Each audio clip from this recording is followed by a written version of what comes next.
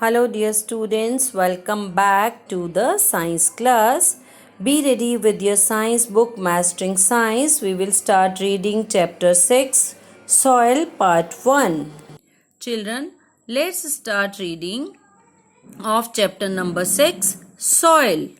Soil is a very important and valuable natural resource. Plants grow in the soil. Some animals like rabbits, earthworms and ants live in the soil.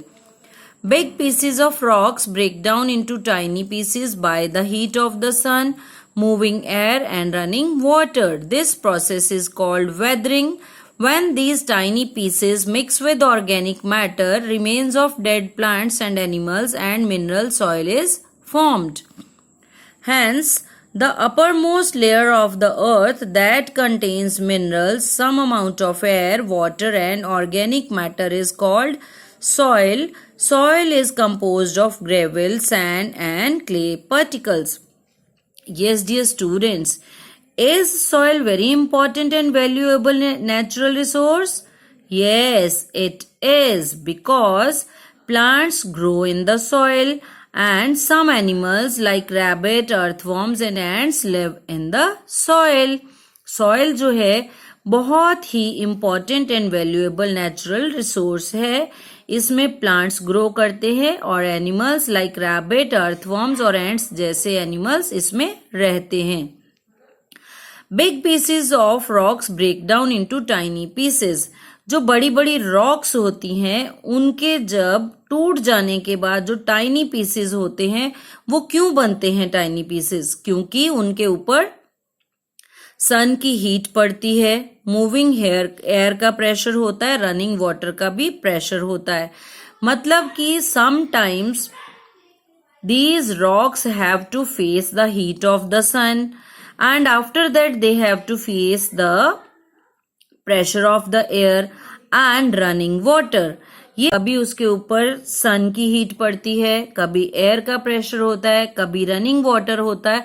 तो तब जब बार बार मौसम की weather की अलग अलग conditions को रॉक्स को फेस करना पड़ता है तो ये रॉक्स जो है टाइनी पीसेस में ब्रेक हो जाती हैं, टूट जाती हैं. This process is called weathering. इस प्रोसेस को वेदरिंग कहते हैं. जब टाइनी पीसेस जो रॉक्स के ये छोटे छोटे पीसेस होते हैं जब ये ऑर्गेनिक मैटर मतलब कि remains of dead plants and animals के साथ मिक्स हो जाते हैं और मिनरल्स भी उसके साथ मिक्स हो जाती हैं, देन सॉइल इज फॉर्म्ड. तब ये क्या बन जाती हैं? Soil.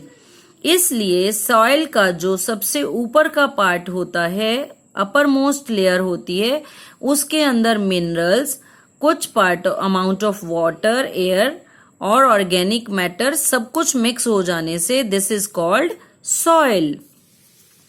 Now let's read about the types of the soil. Soil की कौन कौन सी टाइप्स हैं? Different places have different types of soils.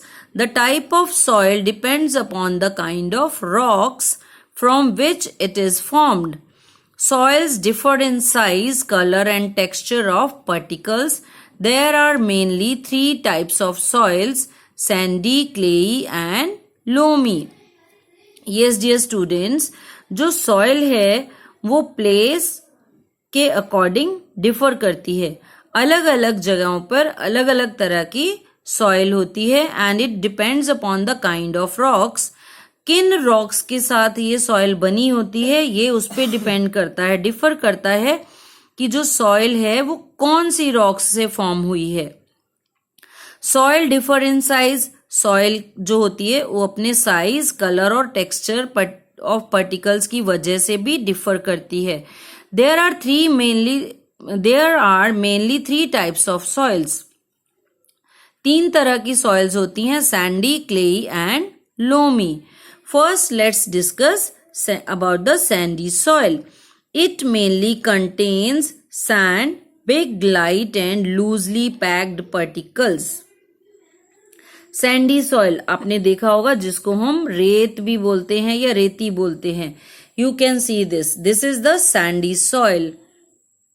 इसके जो particles होते हैं बड़े बड़े होते हैं, लाइट वेट होते हैं और लूजली पैक्ड होते हैं। पिछले चैप्टर में हम लोगों ने सॉलिड्स के बारे में, मॉलिक्यूल्स के पैकिंग के बारे में पढ़ा था। कुछ उसी तरह से इसके भी जो पार्टिकल्स होते हैं वो आपस में बिल्कुल अच्छी तरह से नहीं चिपके होते, इसके पार्टिकल्स आराम से अलग हो जाते हैं।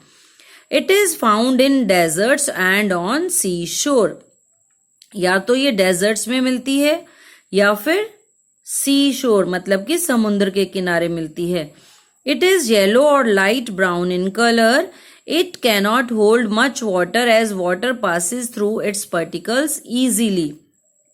It is mixed with cement and used for making buildings. इसका कलर ज्यादातर येलो होता है या फिर लाइट ब्राउन होता है और इसके अंदर सैंडी सॉइल के अंदर जो वाटर है ज्यादा देर तक नहीं रुकता है। मतलब ये सॉइल अपने अंदर वाटर को ज्यादा देर तक होल्ड नहीं करती है क्योंकि इसके पार्टिकल्स लूजली पैक्ड होते हैं, इसलिए वाटर जो है इजीली इसमें से निकल जाता है। और इस सैंडी सॉइल को सीमेंट के साथ मिक्स करके बिल्डिंग्स बनाने के लिए यूज किया जाता है। Next is clayey soil. It is mainly contains clay, very fine and closely packed particles. It is found in ponds and river beds. It can hold a lot of water as water does not pass through its particles easily. It is used for making pots, toys and कच्चा houses. जो clayey soil होती है वो बहुत fine होती है और उसके पार्टिकल्स क्लोजली पैक्ड होते हैं, आपस में चिपके हुए होते हैं और ये पॉन्ड्स या रिवर बेड्स में मिलती है हमें। और ये अपने अंदर वाटर को बहुत अच्छी तरह होल्ड कर लेती है, वाटर इसमें से इजीली पास नहीं होता है क्योंकि इसके पार्टिकल्स क्लोजली पैक्ड होते हैं। And this is used for making pots, toys and कच्चा houses. Next is loamy soil. It contains sand and clay. It can hold enough air and water. It is good for growing plants और as it contains humus. ये जो loamy soil होती है ये sand और clay का mixture होता है और ये अपने अंदर बहुत सारा, एनफ मीन्स काफी वाटर और एयर को होल्ड कर लेती है and this is good for growing plants.